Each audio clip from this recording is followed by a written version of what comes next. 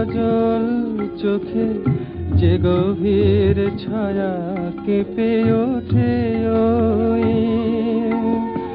তোমার আধারে ওগো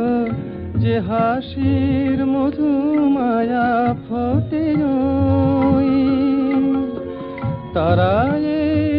অভিমান বোঝে না আমার বলে তুমি তো আমায় ভালোবেসেছ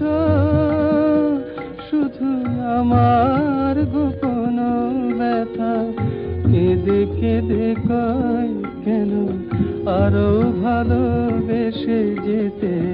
পারে না হৃদয় আমি এত যে তোমায় ভালোবেসেছি।